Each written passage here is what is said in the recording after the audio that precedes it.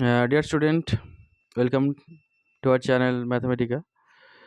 আজকে আমরা ক্লাস 9 এর যে টপিকটা নিয়ে আলোচনা করছিলাম, লস অফ ইন্ডিসেস, তো তার যে সেকেন্ড পার্ট নিয়ে আমরা আলোচনা করব। তো চলো আমরা বোর্ডের দিকে তাকাই, ঠিক আছে? Laws of indices or exponents for real numbers. তো আমরা প্রথমে একটা জিনিস ক্লিয়ার করব আজকে, যে এক্সপোনেন্ট ফর্ম। এক্সপোনেন্ট ফর্ম বলতে কী বোঝায়, ঠিক আছে? কোনো নাম্বারের এক্সপোনেন্ট ফর্ম, যখন কোনো নাম্বারকে এইভাবে পাওয়ার এক্সপ্রেস করা হয়, যেমন এ টু দি পাওয়ার এন, এইভাবে যখন পাওয়ার এক্সপ্রেস করা হচ্ছে, এটা বলা হয় এক্সপোনেন্ট ফর্ম বলা হয়। তো আমরা নিচু ক্লাসে এই যে এক্সপোনেন্ট ফর্ম বলা হয়, যেখানে এটাকে বলা হয় বেস আর এটাকে বলা হয় ইন্ডেক্স। এটাকে বলা হয় ইন্ডেক্স আর এটাকে বলা হয় বেস।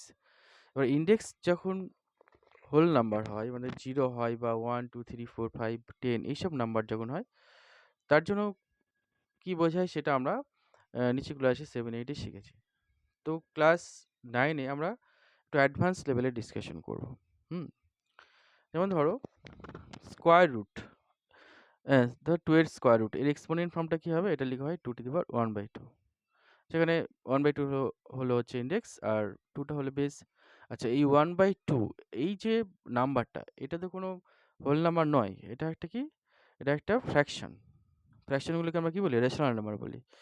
তাই এই এক্সপোনেন্টটা কি একটা রেশনাল এক্সপোনেন্ট। আবার কিউব রুট অফ 2, এখানে দেখো এটাকে এক্সপোনেন্ট ফর্ম লেখা হয় 2 টু দি পাওয়ার 1/3। 1/3টা কি নাম্বার? এটা একটা রেশনাল নাম্বার, এটা রেশনাল এক্সপোনেন্ট। সেভাবে 4 রুট অফ 2, এটাকে লেখা হয় 2 টু দি পাওয়ার 1/4। এই 1/4টা কি নাম্বার? এটা কি কোনো হোল নাম্বার? হোল নাম্বার নয়, এটা একটা রেশনাল নাম্বার, ঠিক আছে? তো রেশনাল হচ্ছে ইন্ডেক্স। এইভাবে যে কোনো নাম্বার, একটা পজিটিভ নাম্বার, তার nth রুটকে এইভাবে লেখা হয় এবং তার এক্সপোনেন্ট ফর্মটা হলো a to the power 1/n, যেখানে a = 0। তো এখানে 1/nটাও কি হচ্ছে? এখানেও একটা রেশনাল নাম্বার। তো nth রুট অফ a, যেখানে a = 0, এটাকে লেখা হয়, এর এক্সপোনেন্ট ফর্মটা হলো 1 a to the power 1/n। এর ভ্যালুটা যদি b হয়, যেখানে b একটা পজিটিভ কোয়ান্টিটি বলা হবে b, তখন কিনা b কে n টাইমস মাল্টিপ্লাই করলে a হবে, বা b two the power n = a হবে। অর্থাৎ কিনা আমরা একটা জিনিস আগের দিন বলেছিলাম, যে স্কোয়ার রুট, যে কোনো নাম্বারের স্কোয়ার রুট কটা পাওয়া যায়? 2টো পাওয়া যায়। সেরকমভাবে কিউব রুট কিন্তু 3টে পাওয়া যায়, 4 রুট 4টে পাওয়া যায়, আর 5 রুট 5টে পাওয়া যায়। সেভাবে nth রুট nখানেই পাওয়া যাবে। কিন্তু যে কোনো পজিটিভ নাম্বার যদি নেওয়া হয়, তার nth রুট অ্যাটলিস্ট একটা পজিটিভ নাম্বার পাওয়া যাবে। সেই পজিটিভ নাম্বারটা যদি বি হয়, সাপোজ এরকমভাবে, এদিকে দেখাও, এ একটা পজিটিভ কোয়ান্টিটি, তার nth রুট যদি বি হয়, তাহলে কি হবে না, B to the power n = a হবে। যেখানে বিটা একটা ইউনিক পজিটিভ কোয়ান্টিটি। আচ্ছা, এক্সাম্পল নিচ্ছি, ধরো 125, তার কিউব রুট। এটাকে এক্সপোনেন্ট ফর্মটা কি? 125 হোল টু দি পাওয়ার 1/3 = 5। কেন? 5 এর কিউব করলে 125 পাচ্ছি, তাই এটার ভ্যালু 5, ঠিক আছে? তাহলে এবার প্রশ্ন হতে পারে যে এখানে 125 এর আমরা কিউব রুট পেলাম 5, তাহলে এখানে তো 3টে পাওয়া দরকার ছিল। হ্যাঁ, এর আরও 3টে রুট রয়েছে, কিন্তু সেই আর 3টে রুট কী হবে? সেই 3টে রুট নিয়ে এখন আমাদের এই লেভেলের ডিসকাশনে সেটা আমরা বের করতে পারবো না, বা সম্ভব নয় ক্লাস 9-এ দাঁড়িয়ে। তো একটা পজিটিভ রুট, সেটা হচ্ছে যে 5 হবে, সেটা আমরা এখান থেকে বলতে পারছি। আচ্ছা, এইবার আমরা যে এক্সপোনেন্ট ফর্মের যে এক্সপোনেন্টটা বা ইন্ডেক্সটা যদি এরকম ফর্ম হয়, এরকম ফ্র্যাকশন হয়, ঠিক আছে? যেখানে আগের ফ্র্যাকশনগুলোতে কেমন ছিল? নিউমারেটর 1 ছিল, ডিনোমিনেটর 2 ছিল।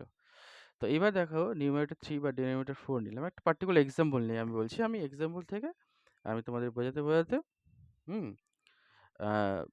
জেনারেলাইজেশন করছি। তো এটা 2 টু দি পাওয়ার 3/4, এটাকে আমরা লিখি 2 to the power 3 whole to the power 1/4, অর্থাৎ 2 এর কিউবের 4 রুট। আবার এইভাবে লেখা যায় যে 2 এর 4 রুটের কিউব, বা 4 রুট অফ 2 তার কিউব। দেখো এখানে আমরা যদি ক্লাস ক্লাস 7 বা 8 এর যে ইনডেক্স ল আমরা যেটা শিখেছিলাম হোল নাম্বারের জন্য, ঠিক আছে? সেটা কি ছিল? সেটা ছিল এরকম যে a to the power m whole to the power n হলে a to the power mn হয়, ঠিক আছে? তো এইটা যদি এখানে অ্যাপ্লাই করি তাহলে দেখো 3 ইন্টু 1/4 কত হবে? 3/4 হবে। 1/4 ইন্টু 3 কত হবে? 3/4 হচ্ছে। ফলে ওই ইনডেক্স লটা যেটা আমরা হোল নাম্বারের জন্য শিখেছিলাম সেটা ফ্র্যাকশনের জন্যও কিন্তু সেটা অ্যাপ্লিকেবল, ঠিক আছে? যদি ইনডেক্সটা ফ্র্যাকশন হয়, ঠিক আছে? অর্থাৎ কিনা mn যদি ফ্র্যাকশন হয় তার জন্য এই রুলটা কাজ করছে। আচ্ছা, এখানে তাহলে আমরা এবার আসি জেনারেলাইজেশন। এটা তো একটা পার্টিকুলার এক্সাম্পল নিয়েছিলাম 2 আর 3/4। এবার আমি এখানে একটা জেনারেল নাম্বার a নিলাম আর ইনডেক্সগুলো এটা এই ফ্র্যাকশনটা হচ্ছে m/n নিলাম, যেখানে mn টা হোল নাম্বার, ঠিক আছে? mn টা হচ্ছে ইন্টিজার। তো এখানে এই ক্ষেত্রে মিনিংটা দুরকমভাবে লেখা যায়। একটা হচ্ছে এটা লেখা যায় a to the power m whole to the power 1/n। দেখো m আর 1/n মাল্টিপ্লাই করলে m/n পাচ্ছি। আবার এটাকে এইভাবে লেখা যায় square root of n whole to the power m, ঠিক আছে? তো সেক্ষেত্রে আমরা মাল্টিপ্লাই করলে এটা 1/n আর এখানে মাল্টিপ্লাই করলে m/n ই পাচ্ছি। আচ্ছা, তো এক্সপোনেন্ট ফর্মের ক্ষেত্রে আমরা এই পর্যন্ত যা যা শিখলাম তা হচ্ছে যে ফ্র্যাকশনাল ইনডেক্স, ঠিক আছে? কিন্তু এখানে ফ্র্যাকশনটা পজিটিভ ফ্র্যাকশন নিয়েছিলাম। ফ্র্যাকশনটা সব ছিল পজিটিভ ফ্র্যাকশন।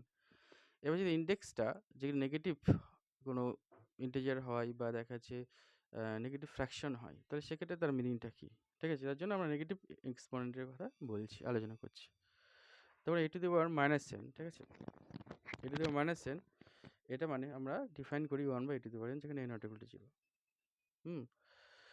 তাহলে এক্সাম্পল নিচ্ছি কিছু, দেখো যদি n এর ভ্যালুটা 1 হয় তাহলে 2 to the power -1 1/2, 2 to the power -10 1/2 to the power 10, 2 to the power -half 1/2 to the power half, 2 to the power -4/5 equals to 1/2 to the power 4/5। তাহলে এইগুলো এই ফ্র্যাকশন দেখো 4/5 কিন্তু এখানে নেগেটিভ আছে, তো এখানে নেগেটিভ থাকলে কি হচ্ছে দেখো 1/, হয়ে যাচ্ছে, ঠিক আছে? হ্যাঁ, এগুলোকে আমরা বলতে পারি ইনভার্স বলতে পারি। e to the power -n, e to the power -2 to the power -1, 2 to the power -10 এগুলো সব কি বলা যায়? ইনভার্স বলা যায়। অর্থাৎ এটা হচ্ছে 2 এর ইনভার্স হচ্ছে 1 2 to the power -1 R 2 to the power 10 এর ইনভার্স হচ্ছে 2 টু দি পাওয়ার -10। এগুলো সে ইনভার্সে বলা যায়। যাই হোক, e টু দি পাওয়ার 0 আমরা আগের ক্লাসেও শিখেছি, এটা মানে 1 হয়, ঠিক আছে? এবার আমি ব্রেনস্টর্মিং সেকশনে কয়েকটা এক্সেপশনাল জিনিস আলোচনা করছি। দেখো যদি বেসটা 0 হয়ে যায় এবং ইনডেক্সটাও 0 হয়ে যায় তাহলে e to the power 0 whole to the power 0 হচ্ছে এটা আনডিফাইন্ড কোয়ান্টিটি, এর কোনো ভ্যালু নেই, ঠিক আছে? বা 0 টু দি পাওয়ার -1 এটাও আনডিফাইন্ড কোয়ান্টিটি, কারণ এটা মানে 1/0 হচ্ছে যেটা আনডিফাইন্ড, এর কোনো ভ্যালু নেই। আচ্ছা, এবার নিচ্ছি দুটো নাম্বার 2 টু দি পাওয়ার √2 আর 2 টু দি পাওয়ার √5। দেখো √2 আর √5 এরা কি, এই দুটো নাম্বার আমরা জানি ইরেশনাল নাম্বার, ঠিক আছে? আমরা জানি নাম্বারের যে আমরা ক্লাসিফিকেশন আমরা শিখেছি তার মধ্যে অলরেডি আমরা ইরেশনাল নাম্বারের কনসেপ্টটা আমাদের হয়েছে। তো √2 √5 এগুলো ইরেশনাল নাম্বার। তাহলে এতক্ষণ যে আমরা এক্সপোনেন্ট ফর্মের যে এই এনটা যদি রেশনাল নাম্বার হয়, ঠিক আছে? তাহলে তার মিনিংটা কি আমরা সেগুলো শিখেছি। কিন্তু যদি এরা ইরেশনাল নাম্বার হয় তাহলে এর ভ্যালু কি হবে? অর্থাৎ 2 টু দি পাওয়ার √2 বা 2 টু দি পাওয়ার √5 যদি কোনো জায়গায় এরকম ফর্ম চলে আসে তো তার ভ্যালুটা কি হবে? এখন এই ক্ষেত্রে আমাদের উত্তর যেটা, যে এই ক্ষেত্রে যেহেতু √2 একটা ইরেশনাল নাম্বার, এর কোনো এক্সাক্ট ভ্যালু আমরা পাই না। ফলে এইটারও 2 টু দি পাওয়ার √2 এর এক্সাক্ট ভ্যালু পাওয়া সম্ভব না, এটা একটা ইরেশনাল নাম্বারই হবে। এবং 2 টু দি পাওয়ার √5 যেহেতু √5 একটা ইরেশনাল নাম্বার, এর অ্যাপ্রক্সিমেট ভ্যালু সবসময় পাই আমরা। তাহলে 2 টু দি পাওয়ার √5 এটা ইরেশনাল নাম্বারই হবে এবং এর অ্যাপ্রক্সিমেট ভ্যালু আমরা পাবো। তাহলে আমরা আজকে মূলত এক্সপোনেন্ট ফর্ম, ঠিক আছে? নাম্বারের যে এক্সপোনেন্ট ফর্ম নিয়ে আলোচনা করলাম এবং সেখানে নেগেটিভ এক্সপোনেন্ট বা নেগেটিভ এক্সপোনেন্ট এবং ফ্র্যাকশনাল এক্সপোনেন্ট তার মিনিং কি সেটা নিয়ে আলোচনা করা হলো, ঠিক আছে? মূলত তোমাদের যদি এখানে কোনো বুঝতে অসুবিধা হয় তো তাহলে আমাদের কমেন্টে জানাবে। আমাদের সবার আগে আসলে কি এই এক্সপোনেন্ট ফর্মটা ভালো করে জানানো দরকার। তারপরেই আমাদের লস অফ ইন্ডিসের ভেতরে যে ফর্মুলাগুলো আছে সেগুলো আমরা যেটা হোল নাম্বারের জন্য যে ফর্মুলাগুলো আমরা শিখেছি সেগুলো রেশনাল নাম্বারের জন্য সেই ফর্মুলাগুলো সবই কারেক্ট, অ্যাপ্লিকেবল। ঠিক আছে? আজকের আলোচনা এই পর্যন্তই।